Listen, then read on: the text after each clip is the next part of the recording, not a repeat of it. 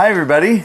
I'm David Butler. I'm Emily Freeman. Welcome to Don't Miss This. This is a party episode. Oh, it really is. You guys, this is going to be a party. It's not going to be very long, but it's going to be really happy the whole time. This is a section that most people might not like at first glance, and it's actually super rad. Like, once you understand kind of the allusions to what it's like, it's really illusionary. Is that a word? Yeah. Like, it's like just like a lot of biblical illusion. And so you're kind of like, I don't even know what's happening. You can use your imagination. Yes, you just want to use your imagination the whole time. So it's a really, really rad chapter. And it really, you guys, it has so many Old Testament allusions in it that it's like, again, we seriously are so excited for that book.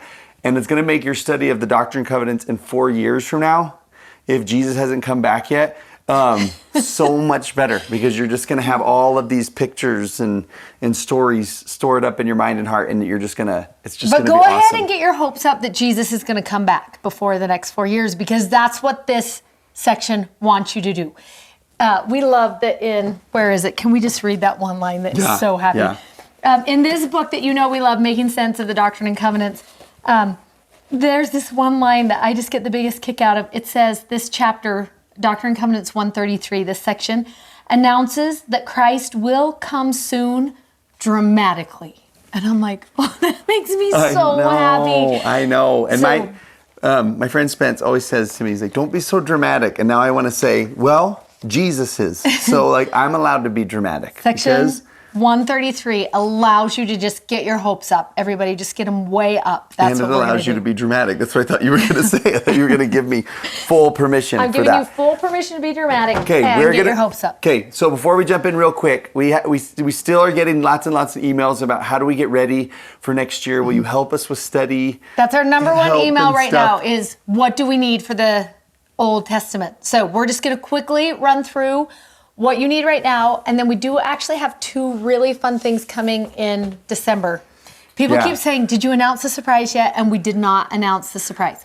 In fact, we decided we're going to announce the surprise on November 29th, everyone. Oh, okay, yeah, I forgot. We looked at that calendar right before we started. I was like, wait, great, you decided that. Okay, so here's the things, so you recognize them. If you're a visual learner, if you're somebody, we are very visual. Or like this kind of learner, where you have to like doodle and write and stuff like that. Yeah, and it helps you if you see it. These are things that are going to help if that's the type of learner that you are. Okay, so this is our study journal and has a page for each lesson and like note pages and everything, so that you can listen to these videos or study in the scriptures and fill things out as you go through, things you want to remember. And tell about this page. And this page is going to be so awesome because we're going to watch throughout the whole year the promises made to covenant Israel. And so each week you can keep track of those and then also be watching for how are they fulfilled in my life. So, since that was the invitation from President Nelson, and we want to like dive into that invitation and just embrace it. And this will give you a place to write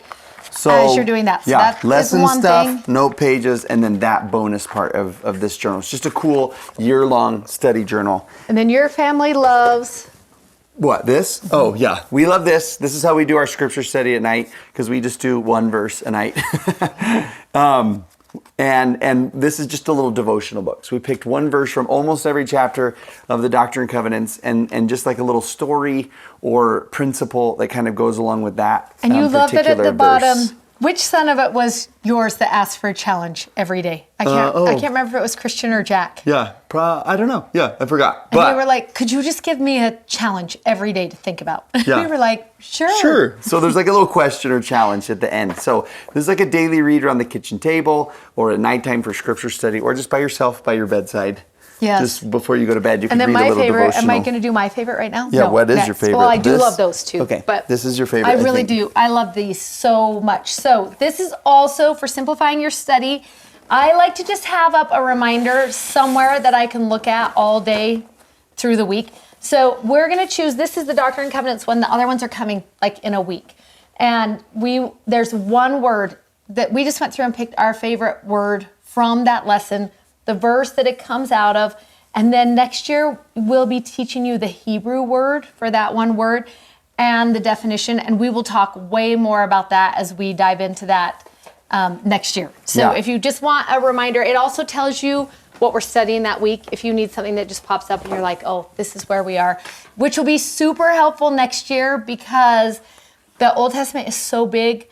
We don't necessarily, we go in order, but we don't study every chapter. And so a reminder of what's coming next is going to be so helpful just to keep you where you're meant to be. Yeah. And then, of course, Becky's stickers that she draws for us that go along that you can put in your wide margin scriptures or this in cute our lady journal. showed in the journal. Yes, that's what my mom does too. Yeah, puts them just in the journal to like help do that. Jenny has 2 sets, one for scripture, one for journal. We just met this girl last night at Elle's cheer competition and she was talking about, oh my gosh, please say you're having stickers for every year. Becky, I just sealed you in for all the years, just so you know. Yeah, we love so those. these are super rad. They look like this. And they just go along with the lesson that we teach in the chapters that you're in. Okay, so hopefully that answers for everybody who's looking forward to. And that's kind of everything we've done. That's Yeah. what we did this year too. You guys, we couldn't resist doing just a couple other things. Our biggest give this year is going to be free, and you guys are going to love it, November 29th.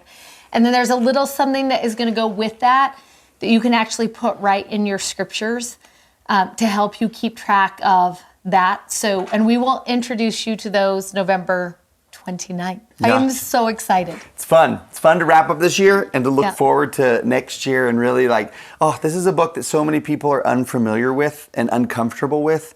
And we want to simplify it and we want to make it enjoyable and we want to make it relatable. So we've tried to create different things that are going to help and help you to teach this to your Whoever you families or teach, whoever yeah. you're teaching or something like that. So Yeah. that's really what we're we hoping just all of want these you do. to fall in love with the Old Testament by the time we are done. That is our only goal for next year, is that you are going to walk away at the end and just think, this might be my favorite book. Oh, Okay. Okay. Now the Doctrine and Covenants, which is your favorite book right now, maybe. Like I feel like bad talking about the Old Testament in front of the Doctrine and Covenants. Like she's feeling really jealous that we're really talking about this. But again, there's so much of this allusion that's in this chapter that kind of go back to the Old Testament. It has a lot of like apocalyptic language. Apocalyptic language is kind of like a symbolic way of talking about the second coming and the end scene of everything. It's the same kind of language that John the Revelator uses in the book of Revelation. So you're going to find a lot of like And do you want to hook those these ties and together connections for us right now? Because that'd be so fun. For sure. So section 1 of the Doctrine. Okay, so here's where section 133 We're comes so from. excited. I'm Where so should we excited. Where even should we even go? Section 133 is out of order chronologically. It gets put in, at the end there as an appendix. And then when the Doctrine and Covenants got thicker, the appendix kept moving back, right? But remember, they were going to print all these copies of the Doctrine and Covenants, and the Lord wrote the prologue. What do you call that? The first one, the preface? Yeah, the prologue I think comes at the end. The preface at the Maybe this beginning, is the prologue. which is section 1, right? Section 133 kind of follows the same type of language of section 1. Section 1's very big picture.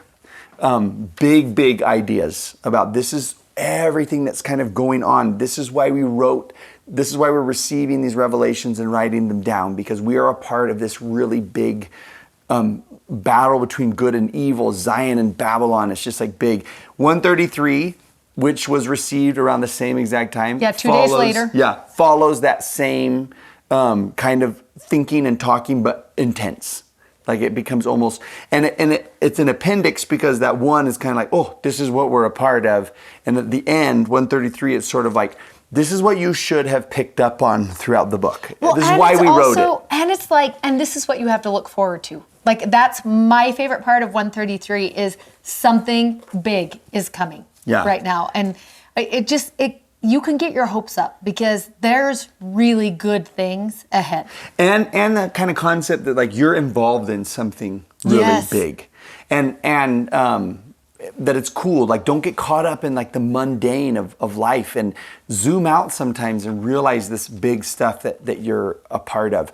We're not going to jump into a ton of the language. We don't have time, the apocalyptic language. But remember last year we did that masterclass on the book of Revelation. If you are interested in studying more about that, I don't know where they can find the link to that. I'll put the link in the newsletter. newsletter. Okay, put it in the newsletter or on our website. It's on there. If you're interested in kind of taking that little course, that additional little class about the book of Revelation, that will help with this. One thing that you probably know about us by now is we are two people who like can't wait for the second coming to come. So when we start reading chapters like 133, we just get so excited about like, should it come tomorrow? You know? Yeah. And we talked, I can't even remember what section, but when I had been talking with a group about, should we just live as if it is tomorrow? And this section makes you want to live as if. And I love just how it starts. It says this, hearken, O ye people of my church, right? He's like, everybody, listen up. Saith the Lord your God, and hear the word of the Lord concerning you. And then he's going to introduce himself like he often does in the Doctrine and Covenants. And this is his introduction. The Lord who shall suddenly come to his temple. And I love that he's just like, I'm about to come, everybody. So listen up, because this is kind of how it's going to go. This is what's about to happen in front of you. And I just love the thought of that. Like, he is coming. He really is going to come again. Yeah. And I just love that he's like, let me remind you who I am. I'm the one who's going to suddenly come. Let me tell you how to get ready for that moment. And once again, like that language comes from the book of Malachi, the one who will suddenly come to his temple. And what is happening here, this language really brings together all previous dispensations into one. And the fact that it keeps going back to Old Testament stuff is like, this has been in the works for a long time, and this is it. This is the ninth inning, and we're really close. And who loves, P.S., that it's suddenly? Sometimes that might scare somebody, but I think it's like surprise party-esque. Yeah. Whenever I read it, he's like, I'm just going to come really quick. And you're like, yay, because we actually want you to. Maybe tomorrow. Yeah. Maybe today. Yeah. Come on.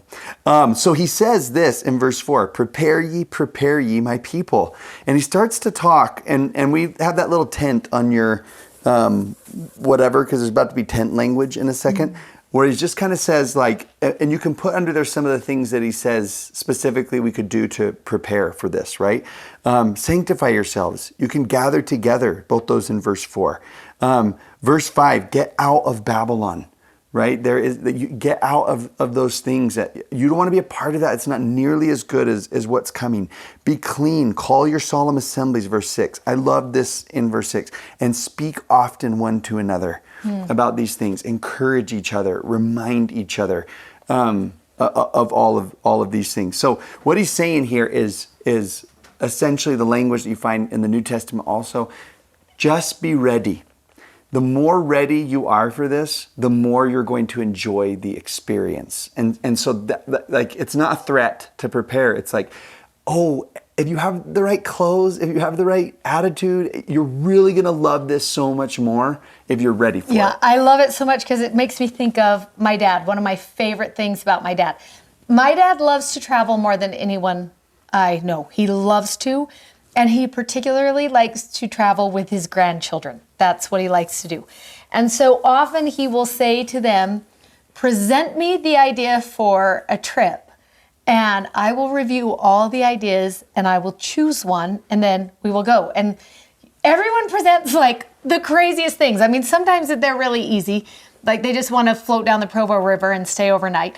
And one time someone presented sleeping in those tree houses in Seattle or wherever they are. Yeah. And what happens is after you present the trip and he reviews them, then he chooses where you're going to go. And then he sends out a letter to all of the grandkids who are coming on that trip. And your instructions are to prepare for the trip. And everybody has one part of the trip that is theirs. Like they are the travel guide in that moment. We went to Washington, D.C. several years ago. And each of the kids got a different museum. And so when we all get there, that person is it's their day. They tell you where we're going to eat. They tell you what's happening in the museum. They've studied the museum. They've prepared for all of what we want to look for there, what we're going to do. And it happens everywhere we go. You're just in charge of your day. But the preparing before the trip is almost as fun as the trip. And where you talk about speak often one to another, that is seriously what happens. Because everyone's like, what's your day? What are we going to do? And what's your day? And what is this? And people start talking about you, and you're going to need to bring this, and you might need this. And like we speak so much about the trip before we even get on the trip. And then because we have prepared, just like you're talking about, when you get there, I mean, everyone just eats it up because they're like, oh, this is the day you've been talking about, and you've been talking about it for how long? And I love that that is what's going to happen in this chapter. We're going to show you a couple places where he's like, you can look forward to this happening. And you could look forward to this on this day. And you could look forward to this. And I love that we're going to get there. And we're going to all of a sudden start seeing all that stuff happening. And we're going to be like, this is it. Like, this is exactly what he was talking about. I see it happening. And the preparation is just going to make it sweeter. And you really could just go on the trip. You know, you could have just dropped into Washington, D.C., but then you would have gotten back and it was like, oh, did you get to do this? Did you get to see that? And you're like, no, because I didn't know. You could still enjoy it, but he's just saying, like, I really want you to enjoy this experience and to be a part of the entire thing. So I just love it so much. Prepare ye for that. And the imagery that he gives in verse 9, this is where we get the tent. And he says, go out to every nation and islands of the sea and call upon everybody to come. Because I want, in verse 9, the borders of my people to be enlarged. And I want those stakes to be strengthened so that Zion can go forth into all the regions round about. And let's just talk about that for a minute, because this is probably one of my favorite verses of Scripture. We see it in Isaiah. We're going to talk about it again in the Old Testament. It's an Isaiah allusion. Yep, you're going to see it everywhere. But I just want you to think, how many of you have been camping or have put up a tent in your backyard, or have ever had that experience? When you asked that question, I almost raised my hand. You're like me. Like I stopped. I felt like I was in your class, and you're like, "Who's been camping?" I was like, "Oh yeah, we go." So you know when you put up a tent that you have a tent stake, and depending on how big your tent is, I mean, you might have this one, you just stick it in. I have the one down from that. The plastic one is so hard to put in, and you're bend breaks, it. Or you might have gone and gotten the one size bigger, right? For this tent. And those of you who are good at putting tents, in your mind, you're like, oh, this is like a 2-man. This is like an 8-man, whatever. But you can get bigger tent stakes, right? That you would use to put in a tent that needed more protection from wind, or that is just big enough that it would require a stake, right? Which it talks about. You're going to need a stake.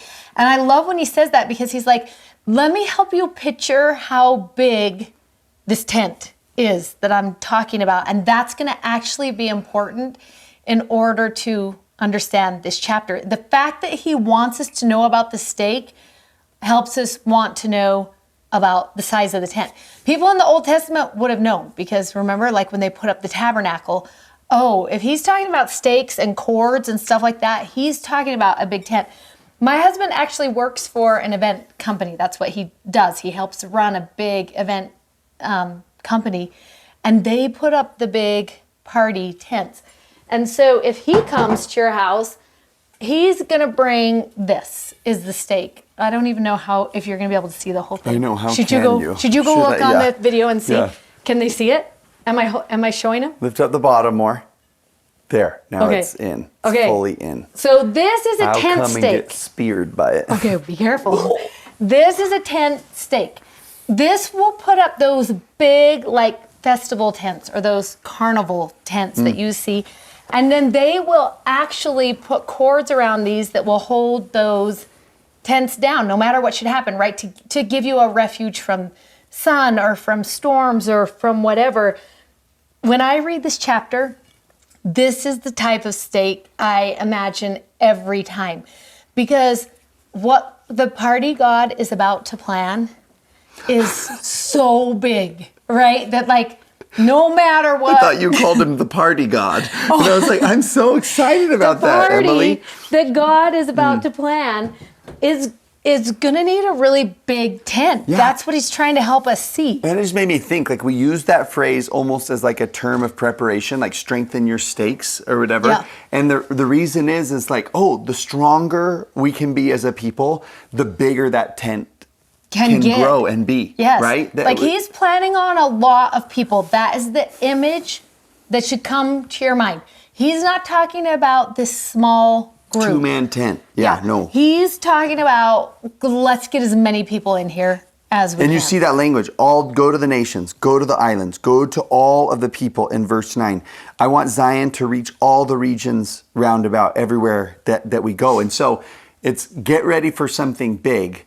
And then he starts talking in the next verse with this line, go and say, awake and arise and go forth to meet the bridegroom. And that's language that you probably recognize from the New Testament, where he just says, and the event that's going to happen is actually a wedding.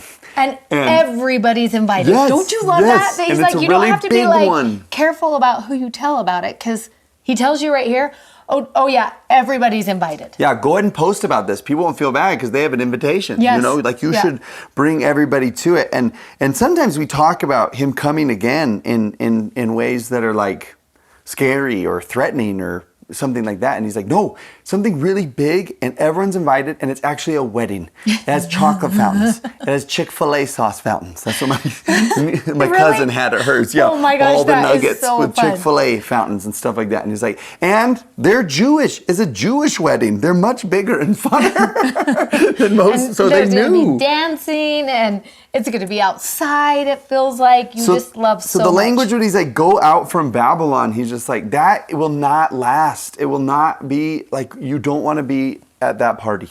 You want to be at this one. So flee from that one, run from that one, and come to this. And it's really celebratory, anticipatory, and happy inclusive. language. Yeah, Yes. you're going to see a lot of inclusionary language. Like, it'd be fun to just go to 18, but is there anything you want to grab before we get to 18? No, I think that's great.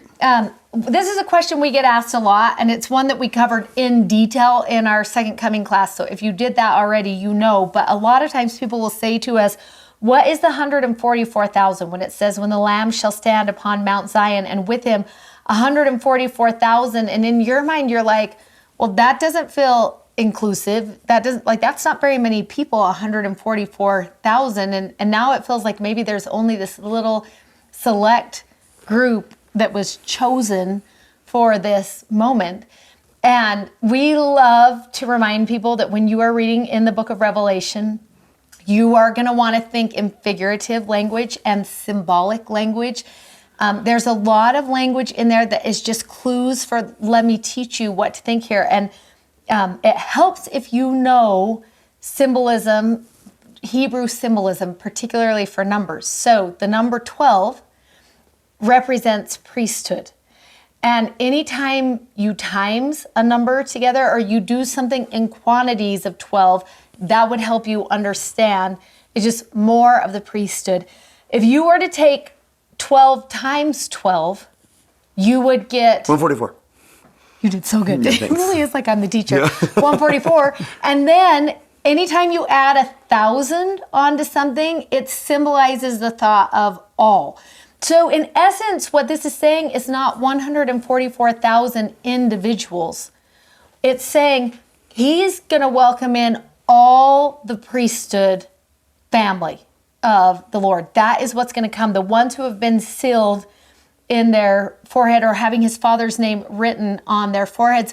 So what you hear is this priesthood covenant language of that he's just coming back to welcome in those who have become prepared through the priesthood and through covenant making.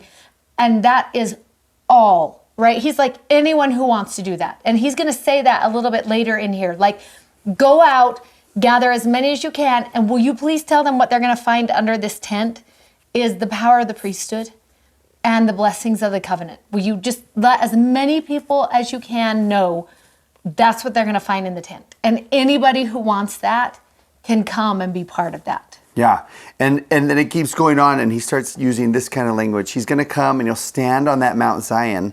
Oh, we just read that one. 20. I meant to be in verse 20. I was like, well, he's back on that mountain. He'll stand. Oh, that's why, because he's going to stand on the Mount of Olivet, and 1 foot upon the mighty ocean, even the great deep, and the other on the islands of the sea. It's just giving you this imagery. It's just like that he is among all people. And a really, really wide stance, a really, really welcoming opening. And he's going to speak, and his voice shall be heard among all people. And it's going to be a really loud voice that's going to just inviting and bringing in everybody who's there. And the language in here, we have this thing that says become one, because the call is out to all the islands, all the places and everything. But then it just says this, and he'll command the great deep, and this is verse 23, that it shall be driven back. Oh, P.S., I forgot this part, which is awesome. In 22, he's like, all the mountains will be flattened, all the valleys will be raised up. He's just like, everybody's going to have equal footing here, an opportunity. And he just says, and the islands will become one land again, and the land of Jerusalem and Zion will turn back to their own place, and the earth shall be like it was in the days before it was divided. Which is a really powerful verse, I think, right now for us. I do it's too. just like, it will go back to what it was like before it was so divisive and split up. Yeah. Like because he everything's being uses brought. like land imagery. Right. But in our time, you're like, oh, but what about like social and cultural and all of these divides? And you just love that he's like, this is what's going to happen. You will become one like you were before all the divisions. And I like the vibe of these words is like, just like, we're going to go back to those good old days, of Eden, Yes. like it's all going to come back. It's restorative talk. It's like, it's a restorative work that's happening. That's end game to bring all people back together under this tent. And I had a friend text me yesterday and she was like, what's the difference between being called and chosen? She wanted to know. And we kind of started talking about it and she was like, do you have to have a call, or like, what does that look like? And we went into the one section that we love about where he hastens his work. And I think it's 88. Where he talks about that you will be prepared for the mission whereunto I have called you, and that all missions don't necessarily come in a white envelope in the mail, right? That sometimes the Lord gives us missions according to our season and our talents and our capacity at that time. And she said, how do I know if I'm chosen? Because I really want to be chosen. And just the Spirit immediately in my mind came in and said, the fact that you want to be chosen already shows that you are. And don't you think that's it? If you want to be chosen, that's like what he's saying here. Yeah. Do you want in? Do you want to come? What does chosen look like? If you would like to be chosen, then you come in. And it's the called and chosen, or that idea of like the call goes to all, but the chosen people choose for themselves. Yes, and that's what I loved. Right? And she was There's like, I want to be chosen. And so, I just texted back and I was like, then you already are. Yeah, right. Yeah. So it's that idea of like, I'm inviting everybody, but you get your agency in whether you want to come and be a part of this, or not. Then there's this language that's really cool, that's 10 tribe language, starting in 26, when he's like, I'm going to bring in all these people. And then he specifically starts talking about these people who are in the north countries. And that idea of north, in ancient Israel, their enemies were in the northern countries, right? And so when they were taken off as slaves and pulled away from Zion, pulled away from covenant relationship, pulled away, it was always up into the north countries. So it's this, north countries is this imagery for like the scattered and those who have forgotten and those who don't know anymore. And so he's specifically talking, all people, but let's talk specifically about those in the north countries. And you love when he wants to start talking about these 10 tribes. And we'll read, and we are going to dive into this when we get into the Old Testament. We will spend so much time learning about these 10 tribes who were lost. And I just love the fact that he's like, listen, if you are lost, I will go out of my way to find you. I received the most beautiful gift about a month ago from this darling woman who is just in my group of friends. And on the bracelet, it has what represents what will be the new Jerusalem, all just in one place. And it has a stone for every tribe, and in between every tribe, a pearl, because that's how there's going to be these gates and these, it just describes what that coming together again will look like. And the 10 tribes is probably one of my most favorite gospel topics. It's something that I love to study and just think about. And when you think about when the Lord is like, get your hopes up because all these people are going to come back. Like, I really love to think about that thought of everyone, even the scattered, even the lost, whoever it is coming back. And if you lived in their day, the time when they were scattered, like you honestly would have thought they're goners. Forgotten. And they're forgotten, and there's no hope for any of those people. Yeah, and you love that he just keeps talking about them. Right. Like, he keeps wanting to be like, don't forget. Those. And I wear this almost daily just as a reminder of what is coming, like what is going to come one day. And when you read this, there's a couple words we just want you to take note of. It's going to start in verse 26, those who are in the north countries, right? It's those who have been scattered or lost or you think are forgotten. They're going to come in remembrance before the Lord, right? He's going to remember them. He's not going to forget that they, for whatever reason, had left this big group. And their prophets will hear his voice. And then he says this, I don't care what it is that would make it so they couldn't come be part of what we're about to do. If there's rocks in the way, I will smite the rocks. If there's ice in the way, I will melt the ice and it will flow down. If I need to create an entire highway in the midst of the great deep, right? All of us are like, you can't do that. But he's like, no, then that is what I will do to get them back here. If there's enemies that will not let them come back to this tent, I will smite the enemy. I don't care what it is. I will get through that thing in order to get them back. And then I love that he's like, and if they're barren, if their life is like a desert, I will make pools of living water wherever they are parched. They're not going to be thirsty. That won't be a thirsty land for them anymore. That I just love when he's like, let me show you what this is going to look like. I am going to reclaim every single person I can. I don't care if they're lost, scattered, forgotten. I will make a way for them to get back to this. And I love the thought of that kind of a heart and the healing, right? He's like, not only will I deliver and rescue and whatever I have to do to get to them, but then I will heal whatever is parched or barren, whatever they missed out on for that time.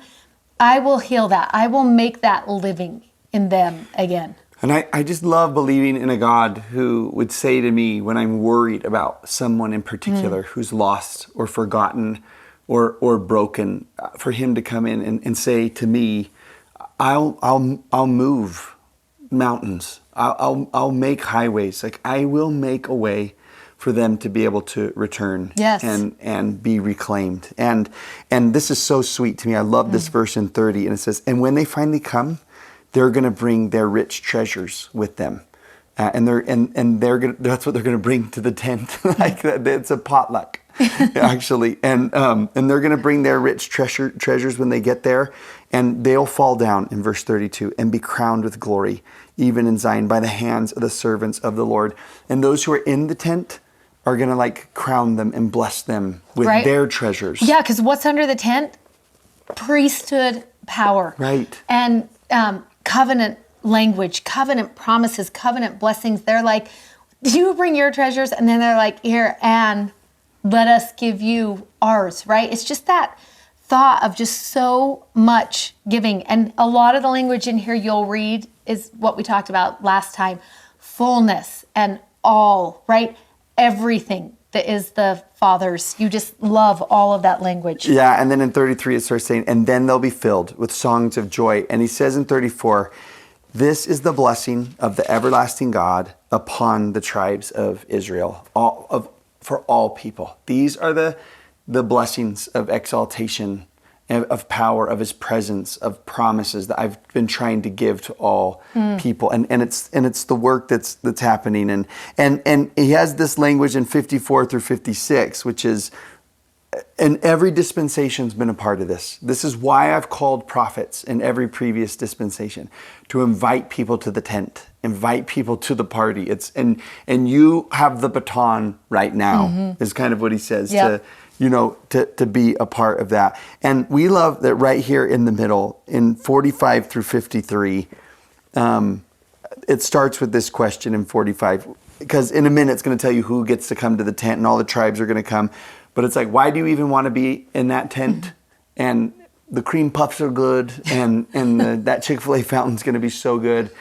But the reason you really want to come to the tent is because he will be there in that tent. And we put a little square that just says, my Jesus. And that's what you are looking for when you get there. Because I love this question where it just says in verse 46, who is this that comes down from God in heaven?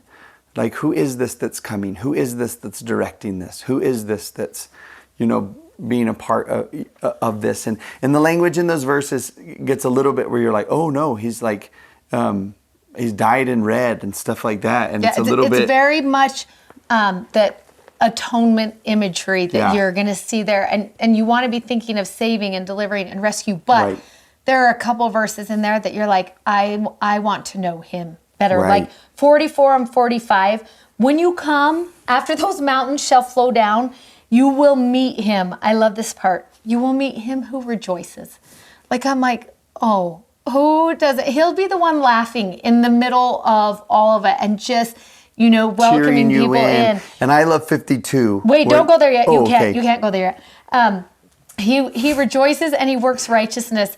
And you love this one line because remember we talked about this, the highways and the other. The one who remembers you in your ways, in the places where, the one who meets you where you are, as you are. Don't get excited yet because 45 is one of your favorite verses you forgot. For since the beginning of the world have not men heard nor perceived by the ear, neither hath any eye seen, O God, besides thee. Here's your best line. How great things thou hast prepared for him that is waiting for you. I mean, don't you love, this is who you're looking for. The one who is rejoicing. The one who knew exactly where you are and made sure you could get there. The one who just works good things for you, who has so much good that it's like great things, which is one of my favorite things to study in scripture. Those two words together, if you are bored one time, you just look up those two words, great things, do a scripture search, and you will learn more about the character of God than I think any other study. But I love when he's like, no one even knows, like people can't even begin to understand how great things you have prepared for the people who are waiting for you to come. Like what is that? Yeah. What are those great things that we can't even imagine? Yeah, it's like you have no clue. It's going to be way better than the Chick-fil-A Yeah, because I have such a good imagination. So when he's like, it has never even entered into your mind. And I'm like, want to bet? I have thought of such awesome things that and he's like, it's Just even beyond that. And I like that idea that we talk about, how do I prepare for this moment? But to talk for another minute about, but what has God prepared for that moment for you? And that's so just, good. it's so neat to see, and so many cool phrases. And now, am I allowed to do my one that I love so much? So much yeah. too. Yeah, so many in there, but here's just one little hint. And I like this, that under that tent, it says, and they will mention the loving kindness of their Lord and all that he's bestowed upon them according to his goodness and according to his loving kindness forever and ever. And just how neat that is. Remember we kept track of tender mercies in the Book of Mormon journal, and how cool it was at the end to look back at that. And it's like, at the end of all of this, the conversations that people will have are of how good he was to them, and his loving kindness, and in all their afflictions, he was also afflicted. I know. I love that. When you were hurt, he hurt. Yeah. Oh, I just love that. And the angel of his presence was there with you in that moment. But what about his love and his pity? He redeemed them. He carried them. Yes. I was going to say, what about that? What about that when he's like, here, let me carry you through this part? And you just, 52 and 53, I just wrote grace next to mine. I'm like, this is the definition of grace right here, 52 and 53. This is what it looks like. And this is who's leading the charge. Yes. Right? In all of this. And then there's these two last boxes that we want to cover here.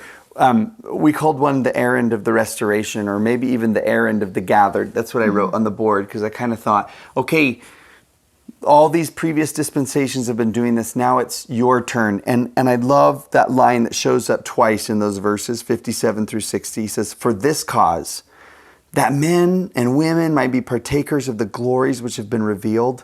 the Lord sent forth the fullness of the gospel and his everlasting covenant in plainness and simplicity. For this cause, in verse 60, were these revelations given. Oh, and make sure you take 58 and 59, because this is one of the things that I love.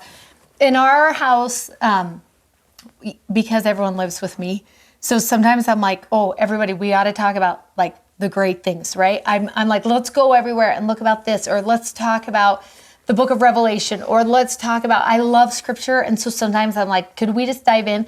And I have a couple of my kids who are so good at saying, both Megan and Garrett, what I love the most about the gospel is its plainness and its simplicity. And they'll both say to me, Mom, you know what I love the most is how simple the gospel is. And it is this. And when both of them bear their testimony of the simplicity of the gospel, I'm like, oh, I just love that at the end of the day, what it comes back to is so simple, right? It's love God and love people. It's the sacrament being a part of your rhythm of your life every single week. That's what Garrett will say. I just need the sacrament every week. That is the gospel of Jesus Christ in my life. And I love when he's like, listen, this is, the gospel is plain and it's simple because I want it to work for everyone. I love when he's like, to prepare the weak for those things which are coming, because so often we're like, well, what if I'm the weak one? Like sometimes we'll talk about the second coming and people are like, I don't want you to talk about that because it scares me because I don't think I'm ready. And I love that he's like, oh, no. Everyone, it's okay. If you don't feel like you're like in your best right now, I'm actually talking to those who feel weak in this right now. That's who I'm coming for. And also for those who are like, well, I'd like to be a part of all that. Yeah. It seems really neat to be a part of all that, but I can't. I'm not qualified. Yeah, or I don't know if I'm strong enough, or I don't know if I'm perfect enough. And I love that in 59, yeah. when he's like, listen, by the weak things of the earth, the Lord will thrash the nations by the power of his Spirit. And you look back over Scripture, and who is his favorite always, it's going to be the one. Yeah. It's going to be the one. It's like if you're someone who always cheers for the underdog, right? That team, that's generally who the Lord is like, oh, let's see, I'll pick you. And I love this one thought too in 58, the Lord's errand. I just think I want to be that person. I want to be the one when he looks down and he's like, who could run an errand for me? But I want to be like, I will do it. Whatever it is, I want to do that errand. Yeah, and that's what he says to everybody. He's like, that's why I gave all these revelations, is to call you to that great work and to remind you of the big thing that you are actually a part of, and that you can be a part of it. And this is, it's fantastic. And it's why I gave you all of these things that are here. And I love when you said, just as you think about that errand, right? I want to be on the Lord's errand. Well, what would he say to you? Go get as many as you can. Right. I just love the thought of that, where he's like, just go get as many as you can bring in. And you think when you're planning a party, right? And someone gives you, I think we could do 50, right? I think we could have 50 at the party. You'll usually have that. How many invitations can we send out? You can send out this many invitations. And I love that. What's the Lord's invitation? Everybody. Go get as many as you can. Whatever you think you can do, they can come. And who wants to come to that party? Yeah. And what if you came back and he's like, there's a mountain in the way. Don't worry, I'm going to move it. There's ice in the way. I'm going to melt it. Yeah. I can't get to them. They're so far away, and there's this great obstacle in the path. I'll build a bridge. That's what I'm going to do. And it's so sweet. It's so awesome. And also to think like, again, this part about who's at the helm of all this, who's directing this, is this Jesus that we talked about. And this is big. It's big language. And it's kind of cool that section 134 comes right after it. It didn't chronologically, but it's cool that it's there, because like you look at that and you're like, the King of Kings is coming. The kingdom of God. There's going to be kingdom takeover of this world. The tent is going to fill the whole earth. Zion is, and you're kind of like, woo. And then 134 is the section right after where it's like, in the meantime. Yeah. What should we do until then? In the meantime, listen to your government leaders. Don't, right? This is what, it's kind of a section about in the meantime. And I love that he's like, practice. In the meantime, practice, right? He tells us in verse 3, live in equity and justice. That I love when he says this, there's going to be laws. You need to learn to live laws because there needs to be respect and deference. If there wasn't, there would not be peace and harmony. And I love that he's kind of like, you practice, right? You practice this and do your best. And we're actually not doing very good at it right now. But I love that he's like, what you're trying to have is respect and peace and harmony, which I would not use that to describe our social climate right now. But then it makes me be like, okay, how can I be better? How could I be better at this? Because I'm supposed to be practicing this right now. Yeah. Oh, this is such a rad section to study this time of year because it's the most wonderful time of the year, you know, and it really just gives you that. Remember those old analogies? The second coming's like a test that's coming and it's going to come suddenly. And it's like, what if it was Christmas that was coming suddenly? What if it were the gifts and the celebration and the open doors and everything that is on its way? And it just, it leaves anticipation so good for the soul. Yes. And this time of year, it's great to like feel that and think that. Yeah, and the same way you are looking forward to and anticipating Christmas is the same way you should look forward to and anticipate the second coming. Yeah, and if you prepare for it, the party will be better. Oh, you know? It's going to be so It'll good. just be great. So maybe it'll be before the video. Oh, awesome. All right, y'all. See you next week.